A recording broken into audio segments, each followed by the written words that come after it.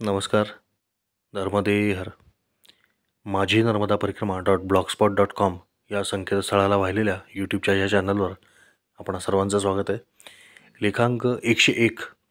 कांद्रोजचे कार्तिक स्वामी स्थापित तीर्थ स्कंदेश्वर महादेव आणि चोरिया डेडाचा भग्न ब्रह्मेश्वर. हा नर्मदा मातेचा अखेरचा टप्पा सुरू झालेला होता. अर्थात समुद्र हळूहळू जवळ येत होता. त्यामुळे नर्मदा मातेच्या पात्राची रुंदी प्रचंड प्रमाणात वाढली होती. अतिशय भव्य दिव्य पात्र दिसायचं. काठावरची झाडी आणि चिखलगाळसुद्धा वाढत चालला होता. गाळाचं प्रमाण हळूहळू अधिक होत चाललं होतं. गेली करोडो वर्ष नर्मदा मातेनं वाहून आणलेला हा गाळ आहे. मी किनाऱ्याने चालावे किंवा वरून चालावे अशा विचारात पडलो होतो. इतकी कठीण वाट होती म्हणणे धाडसाचे ठरेल. वाट नव्हतीच. हातातल्या काठीने समोरची झाडेझुडपे झोपवत वाकवत वाट करावी लागायची. मला असे फार वाटत होते की आपल्याजवळ एक कोयता पाहिजे होता, म्हणजे वाटेत येणारी झाडेझुडपे छाटत मार्ग निर्माण करता आला असता. हळूहळू गवताचे प्रमाण वाढू लागले. 10 फूट 12 फूट उंचीची गवताची एक प्रजाती इथं होती. तिचा देठ बांबूच्या जातीचा होता, त्यामुळे तो सहजासहजी तुटायचा नाही. अशा गवताच्या एका टापूने मला अक्षरशः रडवले. या गवतातून पुढे कसे जावे तेच मला कळेना. खाली 1.5 फूट गाळ होता. त्या गवताच्या मुळांमध्ये माझे पाय अडकत होते. गवताचा देठ अतिशय मजबूत होता. ते तोडून तोडून माझे हात दुखायला लागले. एवढ्यात माझ्या डोक्यात एक युक्ती आली आणि मी त्या गवतावर चक्क झोपलो. त्याबरोबर ते 12 फुटाचं गवत आडवं होऊन 10 फुटाचा रस्ता माझ्यासमोर तयार झाला. त्याच्यावरून पळत गेलो आणि पुन्हा आडवा झोपलो. पुढचा रस्ता तयार झाला. थोडक्यात या गवताच्या फांद्यांवर पाय ठेवत ठेवतच मी चालू लागलो. पाय ठेवला की माझ्या वजनाने गवत आडवे व्हायचे आणि त्याच्यावर दाब पडून पुढचं गवत तिरकवायचं. ही युक्ती फारच सोपी निघाली. ही युक्ती इथून पुढं प्रत्येक झाडीच्या ठिकाणी मी वापरू लागलो.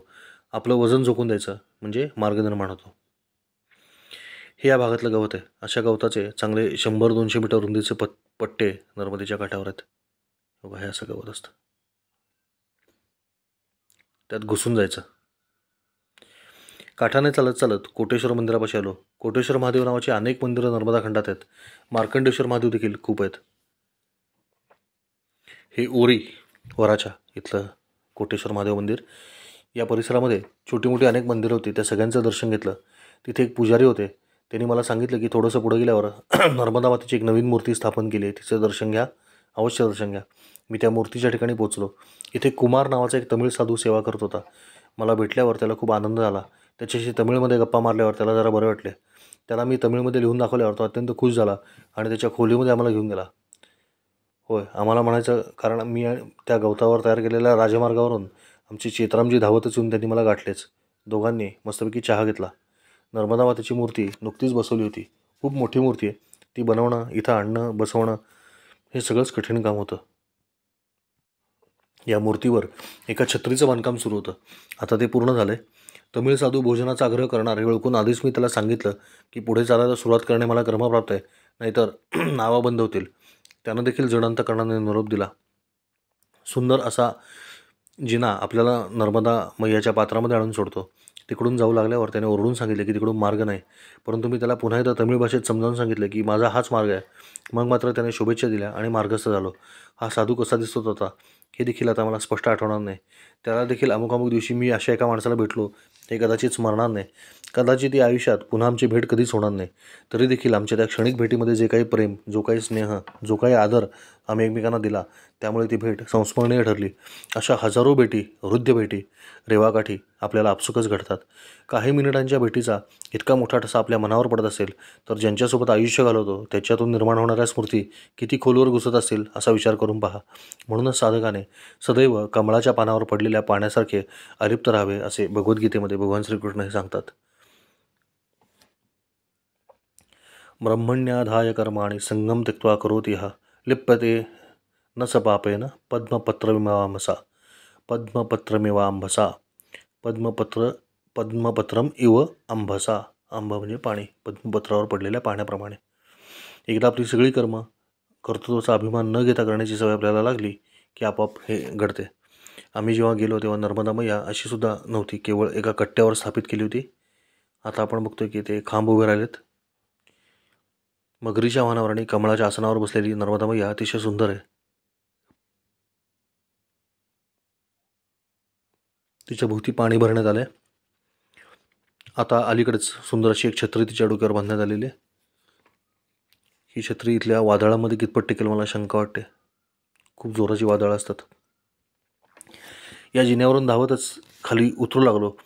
मी प्रत्येक जिना धावत उतरतो हे आता वाचकांनासुद्धा माहीत झालं असेल, परंतु चंदनला पुन्हा एकदा असं वाटलं की मी त्याच्याशी स्पर्धा करतोय. तो बिचारा अनवाणी होता, त्यामुळे तो मला म्हणाला की माझ्या पायात जर चप्पल असती तर मी याहून वेगाने उतरलो असतो. माझ्या लक्षात आले की याला वेळीच सावध करणे आवश्यक आहे. खाली मैयाच्या काठावर गेल्यावर मी त्याला एका दगडावर बसवले आणि सांगितले, हे पहा चेतराम, माझी कोणाशीच स्पर्धा नाही. जन्माला आल्यापासून मी कधीही कोणाशीही स्पर्धा केलेली नाही. मला आठवते, मी ज्या पूर्व प्राथमिक शाळेत शिकायचो त्या शाळेमध्ये माझी आई शिक्षिका होती. वर्गामध्ये प्रथम क्रमांक आलाच पाहिजे यासाठी आईचा माझ्यावर प्रचंड दबाव असायचा, त्यामुळे तो मला आणावाच लागायचा. चौथ्या इयत्तेमध्ये शिकत असताना एक नवीन गुजराती मुलगा आमच्या वर्गात आला. त्याची आणि माझी चांगली गट्टी जमली. तो खूप हुशार होता. वार्षिक परीक्षेमध्ये माझ्या पुढेच तो बसायचा. परीक्षेच्या कुठल्या तरी एका प्रश्नाचं उत्तर त्याला येत नव्हतं आणि मला सगळ्या प्रश्नांची उत्तरं येत होती. त्याला जे उत्तर येत नव्हतं ते मी त्याला सांगितलं, त्यामुळे दोघांचे गुण सारखे झाले. परंतु त्याचे हस्ताक्षर अतिशय सुंदर मोत्यासारखे असल्यामुळे अक्षराच्या बळावर त्याला पहिला क्रमांक देण्यात आला. या गोष्टीवरून मी त्यावेळी आईचा प्रचंड ओरडा खाल्ला होता. त्या क्षणी देखील मी कुठल्याही स्पर्धेमध्ये नव्हतो आणि त्याच दिवशी मी असा निश्चय केला की आयुष्यात कुठेही गेलो तरी कोणाशीही स्पर्धा कधी करणार नाही. मुळात या विश्वाच्या पसाऱ्यामध्ये आपले अस्तित्व किती कफल्लक आहे याची जाणीव ज्याला झाली आहे तो कधीच कोणाशी स्पर्धा करायला जाणार नाही. स्पर्धा करायचीच असेल तर स्वतःशी करावी. प्रत्येक दुसऱ्या दिवशी आपण पहिल्यापेक्षा अधिक ज्ञानी झालो आहोत का, अधिक नम्र झालो आहोत का, अधिक सहिष्णू झालो आहोत का, अधिक सहनशील झालो आहोत का, अधिक शक्तिमान झालो आहोत का, अधिक शांत झालो आहोत का, याची स्वतःची स्पर्धा अवश्य करावी. काय वाईट आहे? परंतु जगाशी स्पर्धा करणे यासारखा मूर्खपणा नाही. प्रत्येकजण आपापले प्रारब्ध घेऊन जन्माला आलेला असतो. आपल्याला फक्त त्या व्यक्तीचा या जन्मातला पसारा दिसत असतो आणि या जन्मातले कर्तृत्व दिसत असते, परंतु गेल्या अनेक जन्मामध्ये त्या व्यक्तीने काय काय पापपुण्य केले याची आपल्याला पुसटशी देखील कल्पना नसते. त्यामुळे त्याच्या आयुष्यात असे का घडते हे तुम्हाला कधी कधी कळत नाही, परंतु त्यामुळे जे घडायचे तेच घडते, ते टळत नाही. चेतराम भगत काही काळ गोवा, सांगली या भागात राहिला होता. त्याला वेल्डिंगचे उत्तम ज्ञान होते. जहाजांवर ठेवण्यात येणारे कंटेनर बनवतात त्याचं वेल्डिंग करणं ही सगळ्यात कठीण कला मानली जाते, कारण त्यात एक पत्रा जाड आणि एक पत्रा पातळ असतो. शिवाय सलग कित्येक मीटर न थांबता झिगझॅग अर्थात आत बाहेर वेल्डिंग करत चालावे लागते. याच्यामधला तो तज्ज्ञ होता. तसेच गोल पाईप जोडणे हे देखील वेल्डरचे कौशल्य असते, त्यातही त्याला महारत प्राप्त होते. या दोन्ही गोष्टींसाठी मी त्याचे कौतुक केल्यावर त्याला जरा बरं वाटले. परंतु पुन्हा त्याला प्रश्न पडला की मला गॅस वेल्डिंग आणि आर्च वेल्डिंग, CO2 वेल्डिंग वगैरे कसं काय माहिती आहे? मी त्याला सांगितलं की माझ्या घरातले वेल्डिंगची कामं मी स्वतः करत असतो. आमच्या सांगली भागामध्ये वेल्डिंगला खूप छान प्रतिशब्द आहे, झाळणे असा तो शब्द आहे. मी जरा माझी सायकल झाडून आणतो असं सांगून सायकलला वेल्डिंग करून घ्यायला माझे वडील जात आहेत असं चित्र मला अजूनही आठवतं. गंमत म्हणजे त्याला देखील हा शब्द माहिती होता. त्याच्या मनोरचनेचा अभ्यास केल्यावर माझ्या असं लक्षात आलं की याच्या मनामध्ये असुरक्षिततेची तीव्र भावना होती. प्रत्येक गोष्टीमध्ये सर्वजण याच्याशी स्पर्धा करतायत असा त्याला भास व्हायचा. त्याला 5 मुले होती, परंतु पत्नी सतत बाहेरच्या लोकांशी संपर्क ठेवून असल्यामुळे याचे तिच्याशी पटत नव्हते. आजकाल बहुतांश संसार दुःखी असण्याचं कारण हेच आहे. जी गोष्ट सोडून पुढे जायला पाहिजे त्यावर आपण एक पाय ठेवला की पुढचा पाय टाकणे अवघड होतेच. त्यात मोबाईल नावाचा एक असा विचित्र प्रकार सध्या जन्माला आला आहे की जो मूर्तिमंत माया आहे. म्हणजे मोबाईलवर तुम्ही ज्या व्यक्तीशी संपर्क साधत असता ती प्रत्यक्षामध्ये तुमच्या समोर किंवा आजूबाजूला कुठेच नसते, परंतु तरी देखील त्या व्यक्तीच्या भावना विश्वामध्ये शिरण्याची संधी तुम्हाला मोबाईल देत असतो.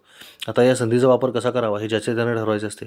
जी व्यक्ती आपल्यासमोर नाही किंवा जी व्यक्ती आत्ता या क्षणी येऊन आपल्याला प्रत्यक्ष मदत करू शकत नाही त्या व्यक्तीच्या किती आहारी जावे याचे भान सुटले की मग वादावादीला सुरुवात होते आणि त्यात जोडीदार स्पर्धात्मक वृत्तीचा असेल तर मग अजूनच कठीण होऊन जाते. मी बघितलं की प्रत्येक माणसाला आयुष्याच्या एका टप्प्यावर शहाणपण येते, परंतु तो टप्पा आपल्या आयुष्यामध्ये जितक्या लवकर येईल तितके सुज्ञपणे आयुष्य जगण्याचा अधिक कालावधी आपल्याला मिळतो. जितक्या उशिरा तुम्हाला जागेल तेवढे पाणी पुलाखालून वाहून गेलेले असते. म्हातारपणी शहाणपणाने एकत्र संसार करणे हे अगत्याचे असले तरी फार काही कौतुकाचे नक्कीच नाही, कारण दोघांनाही कळलेले असते की ती एक गरज आहे. तारुण्याच्या मस्तीमध्ये असताना जर तुम्ही समोरच्या व्यक्तीला समजून घेऊन सामंजस्याने, समरसतेने आणि प्रेमभावाने संसार करू शकलात तर ते खरे कौशल्य असते.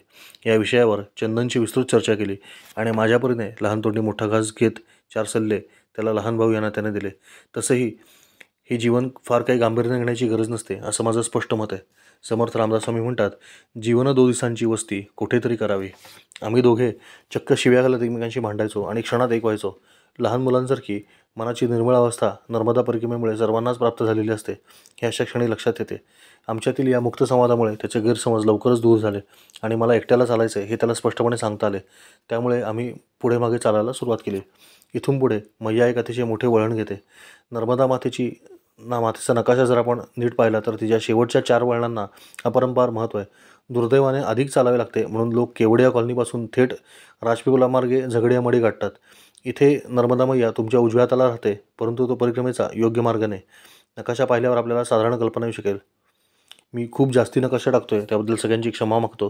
परंतु माझं स्वतःचं असं मत आहे की नकाशाचा चांगला अभ्यास करायची एकदा सवय लागली की प्रवास करणे सोपे होऊन जाते आणि कमीत कमी शब्दांमध्ये त्या भूभागाचे आकलन तुम्हाला होऊ शकते. ज्यांना नकाशा वाचनाची फारशी आवड नाही त्यांनी नकाशा सोडून पुढे जायला हरकत नाही. परंतु ज्यांना भविष्यामध्ये परिक्रमा करण्याची इच्छा आहे त्यांच्यासाठी मात्र हे नकाशे खूप मार्गदर्शक ठरू शकतात, म्हणून टाकतोय. आपण आता ह्या नकाशात बघतोय की भारताच्या व्यापक नकाशावर जर बघायला गेलं तर आपण आता साधारण या भागात आलेलो आहे, लालखोण येथे. नर्मदा मातेची हीच ती मोठी 4-5 वळणं. ही त्यातही ही 4 वळणं फार महत्त्वाची आहेत. आपण सध्या ही 2 वळणं पार करतोय आणि पुढची 2 वळणं ही सगळ्यात मोठी असून ती पार करायला सगळ्यात जास्त वेळ लागतो. काठाने चालताना उगमाजवळ 1 तासात 4-8 वळणं पार केली जायची. इथे मात्र 1 वळण पार करायला 1 दिवस जातो, इतकी ती मोठी आहेत. इथं चालण्याचं अंतर वाढतं परंतु नर्मदा मातेचा सहवास देखील तितकाच वाढतो, त्यामुळे ते आनंददायक आहे. आतल्या वळणावर प्रचंड गाळ, माती, झाडी, गवत आणि लांबच्या वळणांवर प्रचंड वाळू असं एकंदर या किनाऱ्याचं स्वरूप इथं होतं. वाळूचा एक अतिशय लांब आणि प्रचंड असा गोल गरगरीत किनारा ऐन उन्हात झपाझप चालत पार करून मी ते वळण संपवलं. पाणपक्ष्यांचा आकार हळूहळू मोठा होत होता. संख्या देखील प्रचंड वाढली होती. माशांचा आकार आणि संख्या देखील वाढली होती. काठावरील लोकसंख्या आणि समृद्धी देखील वाढलेलीच होती. मंडला भागातील शेतांचे आकार आणि इथल्या शेतांचे आकार पाहिल्यावर त्यामध्ये जमीन आसमानाचा फरक जाणवत होता. इथली शेतं पण खूप मोठी मोठी होती. हेच ते प्रचंड डावं वळण जे मैयाच्या काठानं चालताना पार झालं. खूप सुंदर आहे. या भागातला काठ हा असा होता. नर्मदा माती नदीचं इतर नद्यांपेक्षा एक वेगळं वैशिष्ट्य असं आहे की हिचं पाणी अतिशय म्हणजे अतिशय शुद्ध आहे. आता आपण जवळपास समुद्राच्या जवळ आलो तरी देखील हजारो किलोमीटर वाहून आलेल्या पाण्याची शुद्धता किती जबरदस्त आहे बघा. अशी अन्य कुठलीही नदी नाही एवढ्या स्वच्छ पाण्याची शेवटापर्यंत. वाटेमध्ये सिसोदरा नावाच्या गावापूर्वी मुक्तेश्वर महादेवाचं पुरातन मंदिर आहे. त्याचं दर्शन घेतलं आणि क्षणभर तिथे बसून पुढे निघालो. मुक्तेश्वर महादेव सिसोदरा याचं मंदिराचा गाभारा. गुजरात राज्यामध्ये देखील प्रचंड गोवंश आहे. जसजसं आपण समुद्राच्या जवळ जातो तसतसं गायींच्या शिंगांचे आकार खूप मोठे होत जातात. या भागात गीरसोबतच कांकरेज जातीच्या गायी खूप दिसल्या. आपल्याकडे नंदी बैलवाले येतात बघा, त्यांच्या तो जो बैल आहे त्या जातीची गाय, यांची शिंगं खूप मोठी असतात. हे बघा, ही कांकरेज गाय. सवत्स धेनुमाय. देशी गाईला जितकं पूज्य मानतात ते तसं का मानलं तर हे आपण खरोखर समजून घेतलं पाहिजे. देशी गाईचा प्रत्येक अवयव आणि गायीपासून निर्माण होणारा प्रत्येक पदार्थ हा उपयुक्त असतो. सांगली जिल्ह्यात विटा नावाच्या गावाजवळ अभय भंडारी म्हणून एक व्यावसायिक आहेत. त्यांनी खाजगी जमिनीवर वन उभं केलं आहे. त्यांनी मला सांगितलं की देशी गाईच्या गोमूत्रामध्ये एखादं सडलेलं फळ, उदाहरणार्थ पेरू, केळ, सफरचंद किंवा अन्य कुठलंही फळ आठवडाभर टाकलं की सुरुवातीला काही काळ किण्वन प्रक्रिया होऊन अर्थात फर्मेंटेशन होऊन अल्कोहोलसारखा वास येऊ लागतो. परंतु आठवड्याभरात सगळा वास निघून जातो आणि त्या द्रावणाला प्रचंड सुगंध येऊ लागतो. त्यातलं चमचाभर गोमूत्र 1 लिटर पाण्यात कालवलं आणि सगळीकडे शिंपडलं तर ते रूम फ्रेशनरचं काम करतं, इतका तो सुगंध त्यामध्ये असतो. अशा अनेक गोष्टी गायीपासून बनवता येतात. जीवामृत सर्वांना माहितीच आहे. तसेच कोल्हापूरच्या काडसिद्धेश्वर महाराज मठाने मृत गोमातेचे शरीर एका विशिष्ट पद्धतीनं कुजवून त्यापासून खत तयार करण्याची पद्धत निर्माण केली. यात गायीची हाडंसुद्धा विरघळतात, फक्त शिंग शिल्लक राहतात. त्या शिंगामध्ये देखील देशी गाईचं शेण भरून ती एका विशिष्ट पद्धतीनं बांधून सुती फडक्याने बांधून मातीमध्ये गाडवून ठेवली की त्यापासून जबरदस्त जीवाणू खत तयार होतं. मी पूर्वी एकदा पुण्याहून सज्जनगडला पायी जाताना महाबळेश्वर इथं काडसिद्धेश्वर महाराजांच्या मठात मुक्काम केला होता. तिथल्या स्वामींनी मला हे सगळं समजून सांगितलं होतं. याबाबत अधिक माहिती कोणाला हवी असेल तर कोल्हापूर इथल्या काडसिद्धेश्वर मठाशी संपर्क करायला हरकत नाही. वाळूतून चालताना शेकडो गायींचा कळप आपल्यासोबत चालत आहे हे दृश्य फार आनंददायी असायचं. त्यांच्या गळ्यातल्या घंटांचा समुद्र आवाज आजही पडल्या पडल्या आठवतो. एका गायीमध्ये 33 कोटी देवांचा वास आहे असं आपण म्हणतो. अशा हजारो गायी जर आपल्या आजूबाजूला चालत असतील आणि त्यातही नर्मदा मातेच्या सोबत, तर आपल्याला किती पवित्र आणि शुद्ध स्पंदने जाणवत असतील याची फक्त कल्पना आपण करून पहा. अखेर कार्तिक स्वामींची तपोभूमी असलेल्या कांद्रोज या गावी मी पोहोचलो. इथं कार्तिक स्वामी स्थापित श्री स्कंदेश्वर महादेव मंदिर आहे. स्कंदकुमार हे कार्तिक स्वामींचेच नाव. प्रज्ञाविवर्धन स्तोत्र नावाचं एक स्तोत्र आहे ज्यात कार्तिक स्वामींची सगळी नावं आलेली आहेत. त्यातही स्कंद नाव आहे. मुळात स्कंदपुराण म्हणजे कार्तिक स्वामीने आईवडिलांना प्रदक्षिणा न घालता विश्वप्रदक्षिणा घातली होती त्याचा लेखी अहवालच आहे. आणि त्यातलं अवनी खंडामधलं उपखंड म्हणजेच रेवाखंड आहे, ज्याला आपण नर्मदा पुराण म्हणतो. हे प्रज्ञाविवर्धन स्तोत्र लहान मुलांनी दररोज म्हटलं तर त्यांची बुद्धी तीव्र होते असा अनुभव आहे. आपल्या मुलांकडून हे स्तोत्र आपण रोज म्हणून घ्या. मी पण लहानपणी म्हणायचो. तुम्हाला निश्चितपणे त्यांच्या बौद्धिक प्रगतीमध्ये फरक झालेला जाणवेल. बुद्धीचे 3 महत्त्वाचे भाग आहेत: प्रज्ञा, मेधा आणि प्रतिभा. प्रज्ञा म्हणजे ग्रहणशक्ती, मेधा म्हणजे धारणाशक्ती आणि प्रतिभा म्हणजे व्यक्त करण्याची क्षमता. यातलं हे स्तोत्र प्रज्ञा अर्थात ग्रहणशक्तीवर काम करतं. स्तोत्र खालीलप्रमाणे: ज्यांना स्तोत्र माहिती असेल किंवा ऐकायचं नसेल त्यांनी पुढे जायला हरकत नाही. मी फक्त हे मुलांसाठी स्तोत्र सांगतोय. ज्यांच्या घरी लहान मुलं आहेत त्यांनी आवर्जून हे पाठ करून घ्या. अस्य श्री प्रज्ञाविवर्धन स्तोत्रमंत्रस्य सनत्कुमार ऋषिः स्वामी कार्तिकेयो देवता अनुष्टुप छंदः मम सकल विद्यासिद्ध्यर्थं जपे विनियोगः. श्रीस्कंद उवाच. योगीश्वरो महासेनः कार्तिकेयोऽग्निनन्दनः स्कंदः कुमारसेनानी स्वामी शङ्करसम्भवः. काङ्गेयस्ताम्रचूडश्च ब्रह्मचारिश्च खिध्वजः तारकारिरुमापुत्रः क्रौञ्चारिश्च षडाननः. शब्दब्रह्मसमुद्रश्च सिद्धः सारस्वतो गुहः. सनत्कुमारो भगवान् भोगमोक्षफलप्रदः. शरजन्मागणाधीशः पूर्वजो मुक्तिमार्गकृत्. सर्वागमप्रणेताश्च वाञ्छितार्थोपदर्शनः. 28 नामानि मदीयानीति यः पठेत् प्रत्युषं श्रद्धया युक्तो मुको वाचस्पतिर्भवेत्. महामन्त्रमयानीति मम नामानुकीर्तनं महाप्रज्ञामवाप्नोति नात्रः कार्याविचारणा. स्वामी कार्तिकेयार्पणमस्तु. इति श्री प्रज्ञाविवर्धन स्तोत्रम संपूर्णम. कार्तिकेश्वर अथवा स्कंदेश्वर महादेवांच्या पुढे बसून मी हे स्तोत्र म्हटलं. शिवलिंग मोठं आणि गुळगुळीत काळ आहे. मंदिर छोटंच आहे, परंतु आश्रम अतिशय मोठा असून साधूंसाठी खूप रमणीय असं हे ठिकाण आहे. हे कार्तिकेश्वर महादेव. शिवलिंगाचा आकार कसा आहे हे आपल्याला इथं लक्षात येईल. सालंकृत शिवपिंडी अशी दिसते. ही मौनी बापूंची तपोभूमी होती. इथं असलेले विद्यमान महंत खुर्चीमध्ये बसलेले होते. अतिशय तेजस्वी असे त्यांचे रूप आहे. थोडेसे स्थूल आहेत. या आश्रमाचं एक वैशिष्ट्य होतं म्हणजे इथं असलेल्या सगळे सेवेकरी वृद्ध असले तरी देखील अतिशय क्रियाशील होते. सर्वांना एकसारखा गणवेश देण्यात आला होता. गणवेश म्हणजे सर्वांना एकाच रंगाचे तांबडे पंचे गुंडाळले होते. तसेच सगळ्यांच्या अंगावर एकसारखे स्वच्छ पांढरे गंजी फ्रॉक घातलेले होते. त्यामुळे बघायला खूप छान वाटायचे. सर्वांच्या बोलण्यामध्ये नम्रता आणि वर्तनामध्ये शिस्त दिसत होती. कांद्रोजच्या कार्तिक स्वामी आश्रमातल्या सेवादारांचा गणवेश आणि भोजन कक्ष आपण बघतोय. परिक्रमावासींना उतरण्यासाठी एका बाजूला मोठ्या हॉलमध्ये सोय करण्यात आली होती. त्या सभागृहामध्ये मी गेलो तेव्हा आधीच 40-50 परिक्रमावासी उतरले होते. मी देखील तिथे एका बाजूला सामान ठेवले आणि एकादशीचा फराळ घेण्यासाठी आश्रमामध्ये गेलो. आज सकाळपासून मला काहीच खायला मिळाले नव्हते. तेव्हाच मला अंदाज आला होता की आज बहुतेक एकादशी असणार. परिक्रमेतील ही माझी 8वी एकादशी होती. इथे भोजनप्रसादी देखील सुरू होती. यामध्ये 4-5 पदार्थ होते, परंतु एकादशीच्या फराळच्या ताटामध्ये मात्र तब्बल 13 पदार्थ वाढण्यात आले होते. इथले महंत खाण्यापिण्याचे शौकीन असणार, त्याशिवाय इतके पदार्थ बनवण्यात येणार नाहीत. आणि गंमत म्हणजे कुठला पदार्थ दुसऱ्या पदार्थापेक्षा चांगला झाला हे सांगता येणे कठीण होते. इतके सर्व पदार्थ अत्यंत सुंदर अशा रीतीने बनवण्यात आले होते. मोठ्या आनंदाने त्या दिवशी मी फराळ केला. हाच तो कांद्रोजचा कार्तिक स्वामी आश्रम आहे. डावीकडे फराळाची व्यवस्था करण्यात आली होती आणि आश्रमामध्ये समोर साधूंची राहण्याची व्यवस्था केलेली आहे. त्यामुळे त्यांची अतिशय उत्तम बडदास्त ठेवण्यात येते असं मला जाणवलं. याचा अर्थ असा नव्हे की गृहस्थी परिक्रमावासींना किंवा परिक्रमावासींना सेवा मिळत नाही, परंतु साधू असल्यास मात्र त्याकडे विशेष लक्ष पुरवलं जातं हे निश्चितपणे जाणवतं. चातुर्मासासाठी अतिशय रमणीय असं हे ठिकाण आहे. इथे जमलेल्या परिक्रमावासींशी काही काळ गप्पा मारल्या. दुपारच्या निवांत क्षणी अशा रीतीनं होणारी ज्ञानाची देवाणघेवाण मोठी मजेशीर आणि बरेचदा फायदेशीर असते. पूर्वी परिक्रमा करून आलेली काही माणसं आपल्याला पुढील धोक्यांची कल्पना आधीच देऊन ठेवत असतात किंवा आपल्याला माहिती नसलेला एखादा नवीन मार्ग आपल्याला सुचवतात. किंबहुना एखादं अनवट ठिकाणी असलेलं ठिकाण आपल्याला सांगून तिथे जाण्याचा आग्रह आपल्याला करतात. गप्पा मारता मारता चंदनचा डोळा लागला होता. भरपूर फराळ झालेला असल्यामुळं इथं अधिक काळ बसलं तर आपणच आडवे पडणार आणि आपला डोळा लागणार हे लक्षात आल्यामुळं मी माझी झोळी उचलली आणि पुढे चालायला लागलो. थोडे अंतर गेलो नसेल इतक्यात मागून धावत चंदन आलाच. मला म्हणाला, तू किती दूर प्रयत्न केलास तरी मी तुझा पिच्छा सोडणार नाही. चंदन माझ्याप्रमाणेच संपूर्ण मार्गक्रमणा काठाने करत होता. हा त्याच्यामध्ये असलेला एक फार मोठा चांगला भाग होता. परंतु या चंदनचा अजून एक मोठा दुर्गुण होता. तो म्हणजे त्याला सिनेमाची गाणी गायची आवडते. मोठ्या मोठ्या आवाजामध्ये तो हिंदी चित्रपट गीते गात चालायचा. त्यामुळे माझे नामस्मरण खंडित होत होते. कारण मला देखील गाण्यांची आवड आहेच. त्याला मी एकदा दोनदा सांगून पाहिले, परंतु तो गाणी गातच राहिला. बरं, तो माझ्या मागे पुढे चालत असल्यामुळे आणि मोठ्या आवाजात गाणी गात असल्यामुळे मला ते स्पष्टपणे ऐकू येतच होते. त्याला खूप वेळा सांगून देखील तो ऐकतच नव्हता. हे पाहून अखेरीस मी एक सोपा उपाय केला आणि तो म्हणजे असा की तो जो कुठले गाणं गातोय ते गाणं नर्मदा मैयाला लागू करायचं आणि आपणही तेच गाणं मैयासाठी गुणगुणत पुढं चालायचं. हे फार सोपं होऊन गेलं. आता प्रत्येक ओळीला नर्मदा मातेचं गुणगान घडू लागलं. तू जहाँ जहाँ चलेगा मेरा साया साथ होगा, असे जणू काही नर्मदा मैयाच मला सांगते असा भाव जागृत होऊ लागला.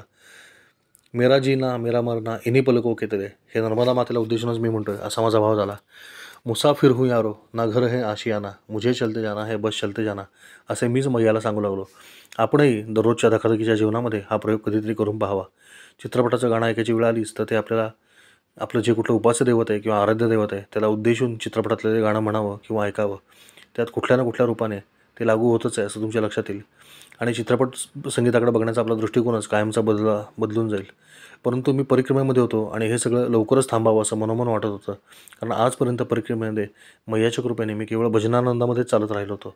हा असला शृंगारप्रधान चित्रपट संगीताचा विटाळ माझ्या वाणीला होऊ नये अशी माझी मनापासून इच्छा होती. ती इच्छा मैयाने लवकरच पूर्ण केली आणि त्याची फार मोठी किंमत आम्हाला चुकवावी लागली.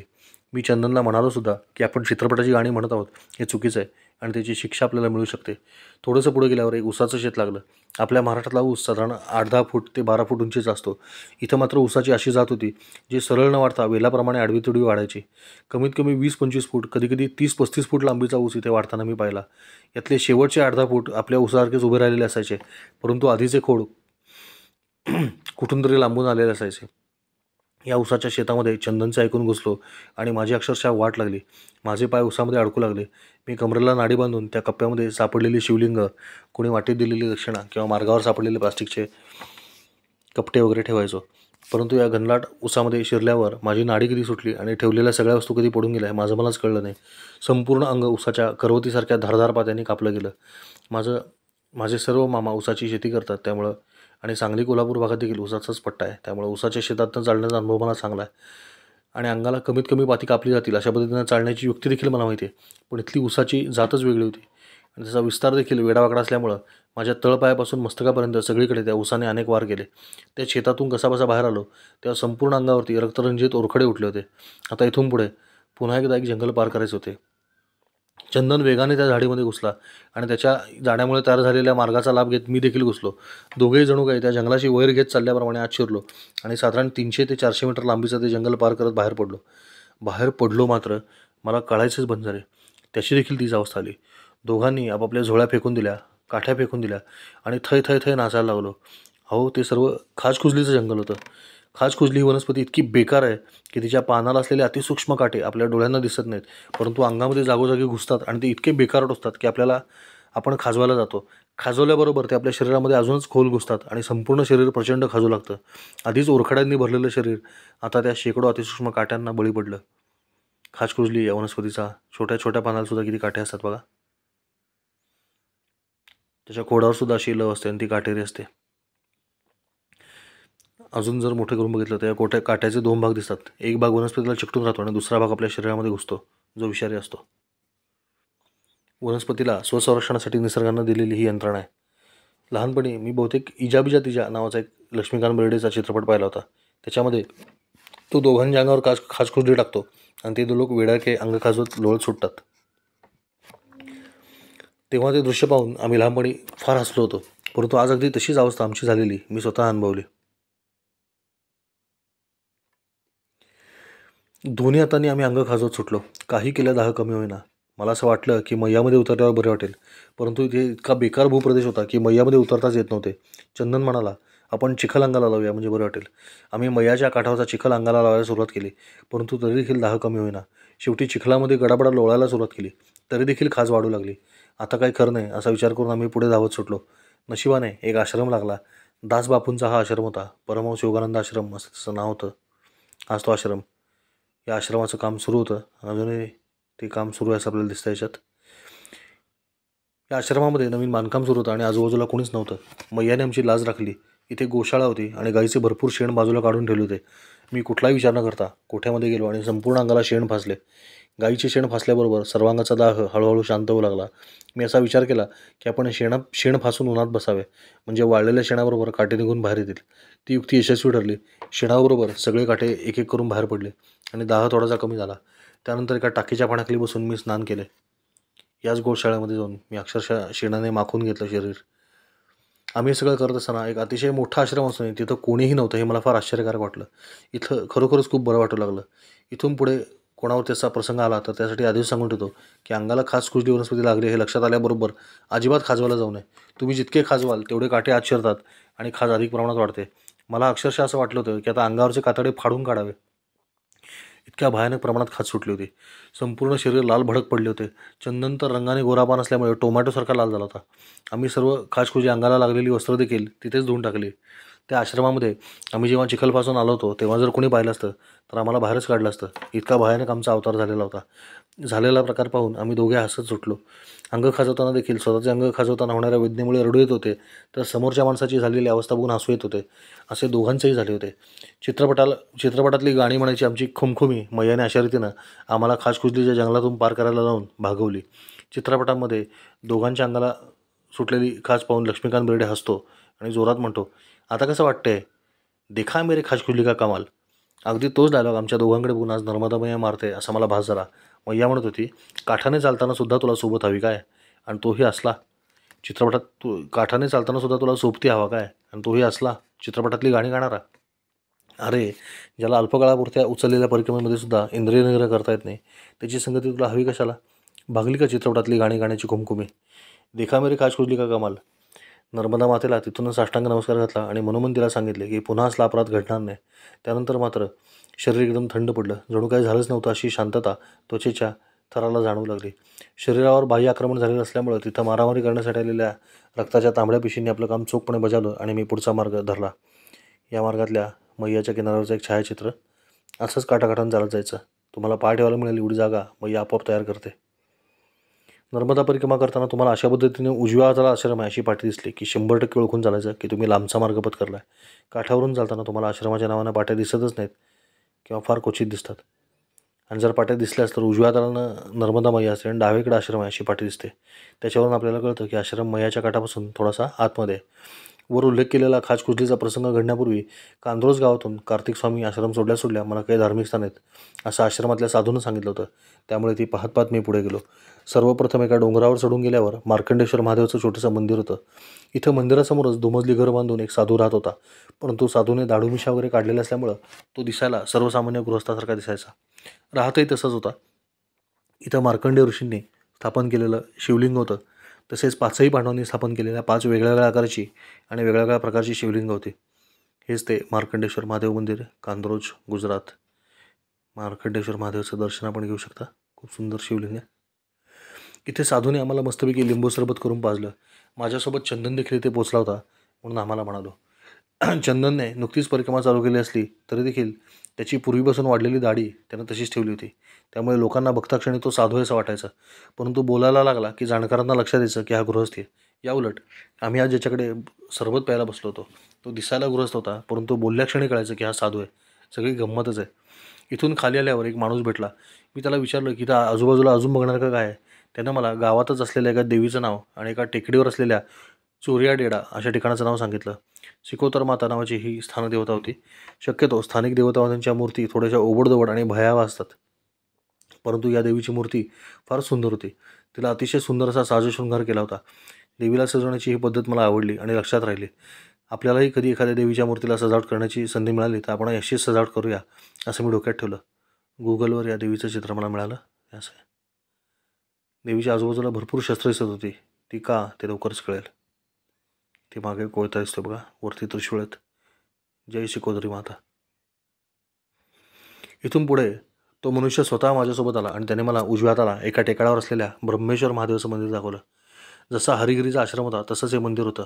म्हणजे एक शिवलिंग सोडलं तर तोडफोड करून तिथं सहसा फेकून दिलेल्या काही मूर्ती सोडल्या तर तिथं मंदिर नावाचा पदार्थ शिल्लक राहिलेला नव्हता. अधिक खोदून चौकशी केल्यावर त्याने मला सांगण्यात आलं की या भागातील मंदिर असलेली जमीन काही परधर्मीय लोकांनी विकत घेतली आणि हळूहळू मंदिर नष्ट केलं. आता फक्त शिवलिंग शिल्लक आहे जे डोंगरावरती फेकून दिलेलं आहे. साक्षात महादेवांच्या महादेवांची कन्या शेजारी वाहत असताना महादेवांची ही अशी अवस्था झालेली पाहणारा समाज आपल्या देशामध्ये आहे. हेच आपल्या वर्षानुवर्षांच्या पुन्हा पुन्हा गुलामगिरीत जाण्याचं मूळ कारण आहे. महादेवांची येथील अवस्था आपल्याला दाखवली तर आपल्याला देखील राग येईल. हे नर्मदा पुराणामध्ये उल्लेख असलेलं तीर्थक्षेत्र आहे, याची कृपया नोंद घ्यावी. मंदिराचा भग्न चबुतरा किंवा जोत आणि भग्न मूर्ती बघा. हे बघा, हे आहे ब्रह्मेश्वर महादेव तीर्थ. भयानक तोडफोडींना वाचलेल्या आणि किरकोळ तोडफोड झालेल्या काही शिल्लक मूर्ती इथं होत्या. मूर्तींच्या आकारावरून आणि प्रकारावरून मंदिर साधारण किती समृद्ध असेल याचा अंदाज येतोय. सध्या मात्र तिथं भग्न अवशेषांचं साम्राज्य आहे. जाता येता एखादा केवळ 2-4 रानफुलं तोडून वाहतो आणि नमस्कार करतो, बास तेवढंच काय ते सुरू आहे. आपल्या अंतर्यामी असलेल्या मायेचा समूळ विनाश करून ब्रह्म काय असतं ते दाखवणारा ब्रह्मेश्वर महादेव बघा. आपल्या 5वीला पुजलेल्या मायेचा समूळ विनाश करून ब्रह्मस्वरूपाचा साक्षात्कार घडवणारे ब्रह्मेश्वर महादेव जर अशा अवस्थेमध्ये असतील तर उर्वरित समाजाची अवस्था काय विचारता. या भागाला चोरिया डेडा असं म्हणतात असं मला ग्रामस्थांनी सांगितलं. मी विचारात पडलो. हजारो लाखो परिक्रमावासी जात असून महादेवांना साधे 4 खांब आणि छप्पर का मिळू नये, असा कोणता जघन्य अपराध त्यांनी केला आहे. नर्मदा खंडामध्ये गेल्या लाखो वर्षामध्ये अक्षरशः लाखो मंदिरं उभी राहिली आहेत आणि आजही प्रतिवर्षी नवीन नवीन मंदिरं बांधली जात आहेत. परंतु गेल्या काही शतकांपासून मंदिरे पाडणाऱ्या लोकांचं प्रमाण देखील वाढले. सर्व धर्मांमध्ये जर समभाव असेल आणि समरसता असेल तर इतर धर्माची मंदिर अशी पाडण्याचा अधिकार कोणी कोणाला देऊ शकणार नाही. परंतु दुर्दैवाने असे घडताना दिसतंय हे सगळे नमूद करावंसं वाटतं. केवळ एखादी गोष्ट मला मान्य नाही म्हणून दुसऱ्याला मी ती न करू देणं हा खेळ आपल्या देशामध्ये फार वर्ष सुरू आहे. तो आता तरी बंद व्हायला हवा. समोरच्या व्यक्तीच्या मतांचा आदर करता येत नसेल तर किमान अनादर तरी करू नये. ब्रह्मेश्वर महादेवाचे ते खितपत पडलेले शिवलिंग काही केल्या माझ्या डोळ्यासमोर जाईच ना.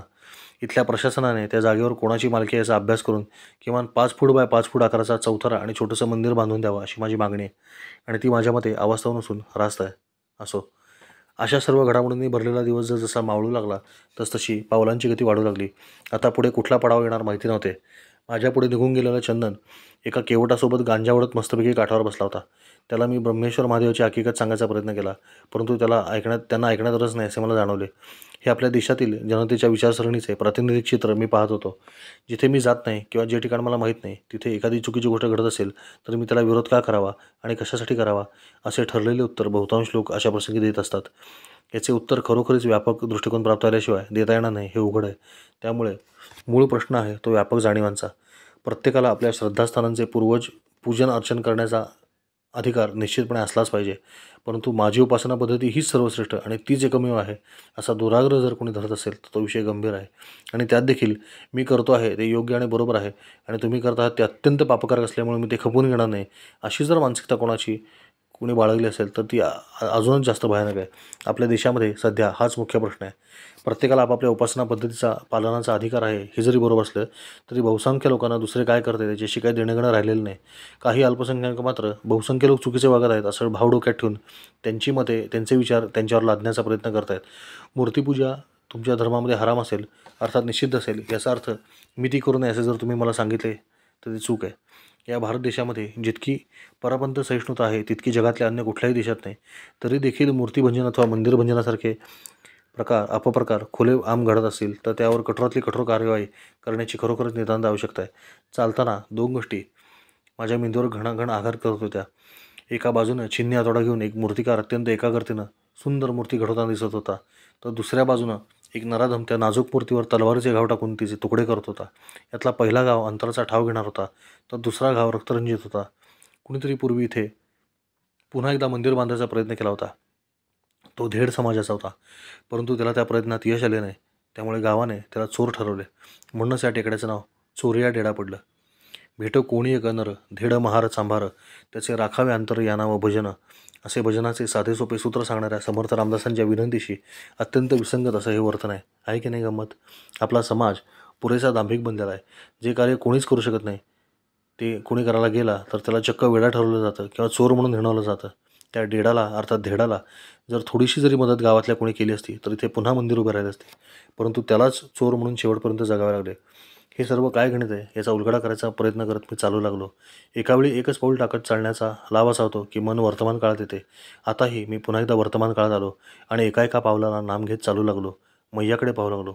मैया मला सांगत होती, अरे असे कित्येक ब्रह्मेश्वर आले आणि गेले, परंतु ब्रह्मेश्वर महादेवाची पिंड 1 इंचसुद्धा कोणाला हलवता आलेली नाही. योग्य वेळ आली की तिचाही उद्धार होईल. जसा अयोध्या नगरीचा झाला, जसा द्वारकेचा झाला, जसा काशी विश्वेश्वराचा झाला. वाराणसी ही तर साक्षात मोक्षनगरी आहे, परंतु तिला देखील हे सर्व सोसावे लागले, भोगावे लागले. शिवछत्रपतींच्या शिकवणुकीनुसार आणि त्यांच्या शेवटच्या इच्छेला अनुसरून पुण्यश्लोक अहिल्याबाई होळकर यांनी तिचा जीर्णोद्धार केला नसता तर आज तिची अवस्था देखील ब्रह्मेश्वरासारखीच नसती काय. आज वाराणसी क्षेत्र मुक्तिक्षेत्र म्हणून प्रसिद्ध आहे, परंतु यामागचं रहस्य काय माहिती का तुला. अरे स्वतः देवाधिदेव महादेव सांगतात अरे की त्या रामाचे नाव सतत घेतल्यामुळेच काशीनगरी मुक्तिक्षेत्र झाली. नामाचा महिमा जाणे शंकर जना उपदेशी विश्वेश्वर, वाराणसी मुक्तिक्षेत्र रामनामे करू नये. तस्मात बाकी सर्व सोडून दे आणि केवळ रामाचे नाव घे. आणि खरोखर प्रत्येक पावलाला माझा रामनामाचा जप सुरू झाला. हळूहळू तो वैखरीमध्ये आला. भान हरपल्यासारखे नामस्मरण आपोआप सुरू झाले. चुंबकाच्या जवळ आल्यावर लोखंड जसे आपोआप खेचले जाऊ लागते तसे काहीतरी आतून होऊ लागले आणि साक्षी भावाने मी सर्व पाहत होतो, अनुभवत होतो. माझे तिथे असणे अनुभवत होतो. गावाचे नावही मला ते सांगत होते. आसा, जिथे कुठे असाल तिथे फक्त आसा, नाम घेत असा. श्रीराम जय राम जय जय राम, श्रीराम जय राम जय जय राम, सीताराम सीताराम, सीताराम सीताराम. नर्मदे हर, नर्मदे हर, नर्मदे हर.